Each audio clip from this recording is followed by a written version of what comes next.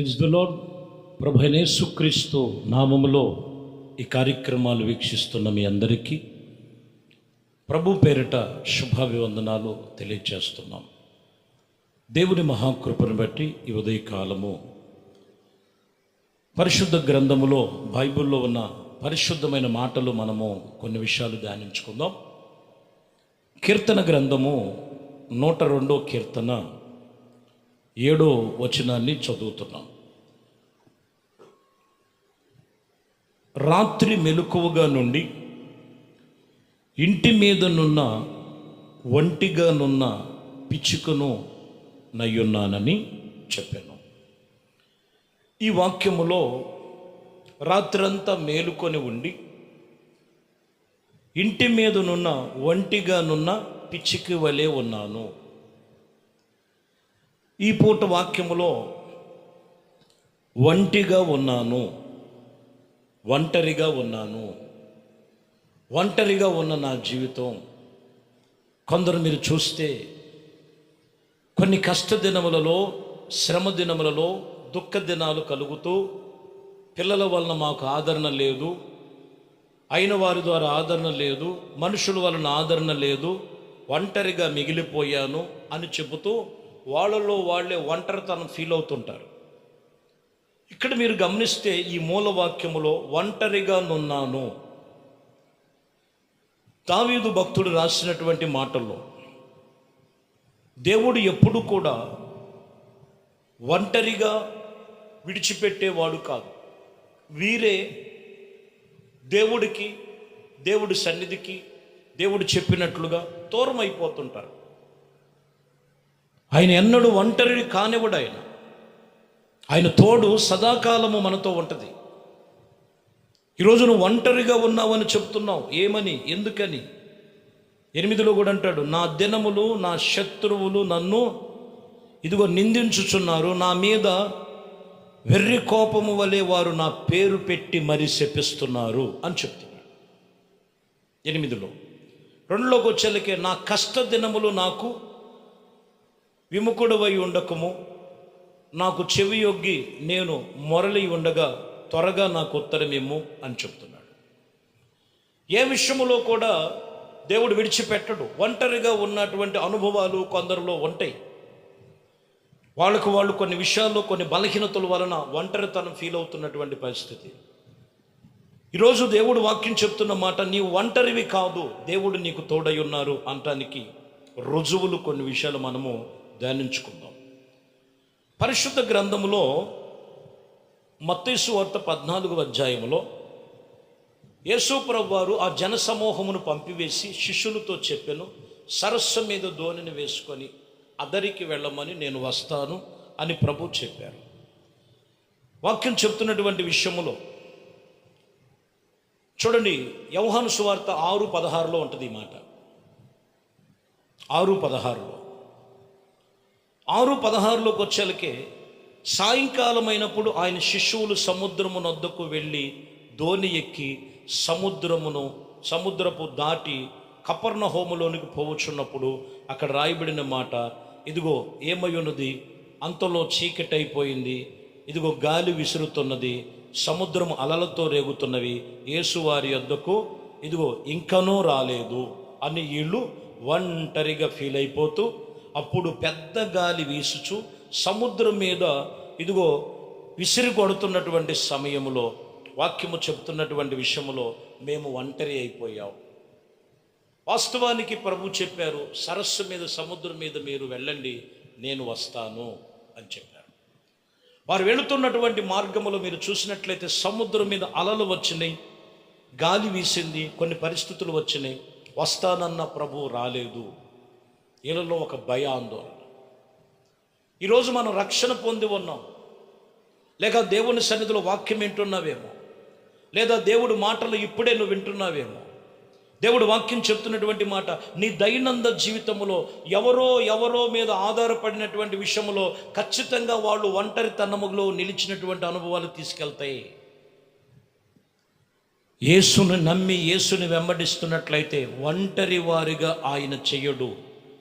వీళ్ళు అనుకున్నారు అలాగా. మీరు గమనిస్తే 19లోకి వచ్చేలకే వారు ఇంచుమించు 2 కోసాల దూరములో దోణిని నడుపుచూ ఉన్న తర్వాత యేసు సముద్రం మీద నడుచుకుంటూ తమ దోణి యొద్దకు వచ్చి, భయపడకుడి, సమాధానము కలుగునుగాక అని వారితో చెప్పాను. హల్లెలూయా. ఈ మాటల్లో మీరు గమనించాలి, ప్రభువు చెప్పాడు, ఆయన ఒంటరిగా విడిచిపెట్టాడు. కొన్నిసార్లు నీ ఆత్మీయ జీవితంలో నీ విశ్వాసాన్ని కావాలి. నీ ఆత్మీయ జీవితంలో విశ్వాసమైనటువంటి దేవుని సన్నిధిలో, రక్షణలో, ఆత్మీయతలో నడుస్తున్నప్పుడు కొన్ని పరిస్థితులు నువ్వు మనుషుల మీద, పరిస్థితుల మీద ఆధారపడి ఉంటే నీవు కొన్ని భయాలు, కొన్ని ఆటంకాలు చూసి నేను ఒంటరిని అయిపోయాను అనుకుంటావు. ఒంటరివి కాదు. ప్రభు చెప్పాడు, వస్తానన్న ప్రభు రాకమానలేదు. ప్రభు సన్నిధిలో ఆయన ఖచ్చితంగా చేయగలిగిన సమర్థుడు, శక్తి కలిగిన దేవుడు. ఆయన పేరు నజరేయుడని యేసు. నీకు తోడై ఉన్నాడు ఆయన. ప్రభుని ఎక్కడ విడిచిపెట్టొద్దు. కాబట్టి ప్రియమైన దేవుని బిడ్డలారా, జరుగుచున్న కొన్ని పరిస్థితులను బట్టి, కొన్ని పరిస్థితుల స్థితిగతులను బట్టి నేను ఒంటరిగా ఉన్నా, నాకెవరు సహాయం దేవుడు నిన్ను పిలిచాడు. దేవుడు నిన్ను నియమించుకున్నాడు. దేవుడు నిన్ను ఏర్పరచుకున్నాడు. దేవుడు ఆయన యొద్దకు రమ్మని పిలిచి ఆయన మార్గములు నిన్ను నడిపిస్తున్నాడు. ఆయన నీకు చెప్పిన మాట ప్రకారంగా నువ్వు ఉండగలిగితే నువ్వు ఒంటరివి కాదు, నీకు తోడై ఉన్నాడు. శ్రమలలో తోడై ఉన్నాడు, కష్టములో తోడై ఉన్నాడు, వేదనలో తోడై ఉన్నాడు, వ్యాధి రోగముల మధ్యలో తోడై ఉన్నాడు. ఇదిగో ప్రతి విషయంలో తోడుగా ఉండి వాటి నుంచి తొలగించగలిగిన సమర్థుడు, శక్తి కలిగిన దేవుడు ఆయన. అయితే యేసు ప్రభువు వారు మత్తయి సువార్తలో 14:23లో ఆయన జనసమూహమును పంపివేసి ప్రార్థన చేయుటకు ఏకాంతముగా కొండెక్కిపోయి సాయంకాలం వరకు ఆయన ఒంటరిగా ఉండెను అని రాయబడింది. ఎక్కడున్నాడండి? ఈరోజు కొన్నిసార్లు చూస్తే వీళ్ళకి ఖాళీ దొరికితే, ఒంటరిగా దొరికితే చాలు, పనికి మన చెత్త చెదారం అంత చూడటానికి టైం ఉంటుంది. ఒంటరిగా దొరికితే చాలు, ఇంకేదేదో చేయటానికి ఆలోచన చేస్తుంటారు. ఒంటరిగా నీకు కావలసిన ఒంటరితనం కాదండి, దేవుడితో సహవాసం కలిగి ఉండాలి. ప్రార్థనలో సహవాసం అంటే యేసయ్యతో సహవాసం. జనసమూహమును పంపివేసి ఆయన కొండెక్కి ఏకాంతంగా ప్రార్థన చేయటానికి ఒక్కడే మిగిలాడు, ఒంటరిగా మిగిలాడు. ఎందుకు ఆయన ఒంటరిగా మిగిలాడంటే తండ్రితో సంభాషణ చేస్తున్నాడు. ఈరోజు నీ అనుభవాలు ఉన్నాయా? ఇంట్లో ఉంటావు, నేను ఒంటరిగానే ఉన్నానంటావు. ప్రార్థన చేయి. నువ్వు ఒంటరివి కాదు, దేవుడు నీకు తోడై ఉన్నాడు. దేవుడు నీ పక్షముగా తోడుగా ఉంటాడు. ఆయన నిన్ను ఎన్నడూ విడువడు, ఎడబాయుడు. అదే నీలో కావలసింది. యోహాను సువార్తలో 16వ అధ్యాయములో 32వ వచనములో మనం చదువుతున్నాం. 16:32లో, ఇదిగో మీలో ప్రతివాడు ఎవని ఇంటికి వాడు చెదిరిపోయి నన్ను ఒంటరిగా విడిచిపెట్టే గడియ వచ్చే ఉన్నది. ఇక్కడ మీరు గమనించాలి, యేసు ప్రభువు వారితో ఎక్కడ పడితే అక్కడ జనసమూహం. ఒకగానొక సమయంలో ఒక గడియ రాబోతుంది, మీరందరూ చెదిరిపోయి మీ ఇంటికి వెళ్ళిపోయి నన్ను ఒంటరిగా విడిచిపెట్టే గడియ ఒకటి వచ్చుచున్నది. ప్రభు అంటాడు, అయితే తండ్రి నాతో ఉన్నాడు గనుక నేను ఒంటరిని కాను. హల్లెలూయా. దేవుడు ఎప్పుడు నీతో ఉంటాడు. ఆయన మనుషుల మీద ఆధారపడితే, మనుషుల మీద ఆనుకొని ఉంటే, మనుషుల మీద ఏదో ఒక పరిస్థితిలో ఆ మనుషుడు అత్యవసర పరిస్థితుల్లో నిన్ను విడిచిపెట్టి వెళ్ళిపోవచ్చు. నేను హక్కును చేర్చుకుంటాననేటువంటి మనుషుడు దూరాన నిలిచి ఉండొచ్చు. నీకేం పర్వాలేదని భుజాల మీద చేతులు వేసుకున్నటువంటి స్నేహితులే ఒకగానొక సమయంలో నీకు దూరముగా నిలిచి ఉండొచ్చు. కానీ నేను ఆరాధిస్తున్న దేవుడు, నువ్వు ఆయనకి సమయం ఇస్తే అక్కడ అంటున్న మాట, నాతో నా తండ్రి ఉన్నాడు, అయితే నా తండ్రితో నాతో ఉన్నాడు గనుక నేను ఒంటరిని కాను. ఈరోజు మనం గమనించాలి, మనుషుల మీద ఆధారపడితే ఒంటరులు అవుతారండి. ఎప్పుడు దేవుడు మనకి సదాకాలం ఆయన సన్నిధి మనకి తోడై ఉన్నాడు. సదాకాలం ఆయన కృపలో మన తోడుగా ఉంచి నడిపించగలిగిన సమర్థుడు, శక్తి కలిగిన ప్రభువు మన ప్రభు అయిన యేసుక్రీస్తు. మీరు గమనిస్తే కీర్తనలు అదే అంటారు. కీర్తన గ్రంథములో మీరు చదివితే, ఆ మాటల్లో మీరు గమనిస్తే రాయబడినటువంటి విషయాలు మీరు చూస్తే ఏమని రాయబడి ఉన్నదంటే, ఇదిగో 4వ అధ్యాయము 8వ వచనంలో, ఇదిగో యెహోవా నెమ్మదితో పడుకొని నిద్రపోదును, నేను ఒంటరిగా నుండగా నీవే నన్ను సురక్షితముగా నివసింపచేసేదవు. చూసారా వాక్యం చెప్తున్న మాటలు. సర్వశక్తి కలిగిన దేవుడు మనకు తోడై ఉన్నాడు. నువ్వు నెమ్మదిగా జీవిస్తావు, సమాధానంగా జీవిస్తావు, కృపలో జీవిస్తావు. కాబట్టి నువ్వు ఒంటరివి, పిల్లలు నన్ను చూడట్లేదు, భర్త పట్టించుకోవట్లేదు, భార్య నా మాట వింటలేదు, అయిన వాళ్ళు దూరం అయిపోయారు, ఆప్యాయతలు దూరం అయిపోయాయి, పరిస్థితులన్నీ ఉవ్వెత్తునున్నాయి. ఇదే సమయం యేసుకు చోటు, యేసయ్య సన్నిధిలో చోటు.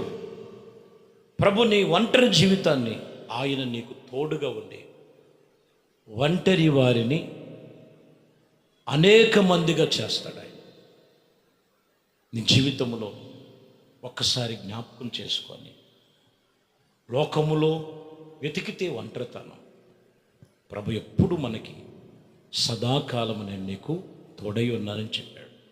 ఒకసారి ఏ ఒంటరితనంలో ఉండి నీ మనసులో వేదన, ఆవేదన ప్రభుకు చెప్పు, ప్రార్థన చేయి.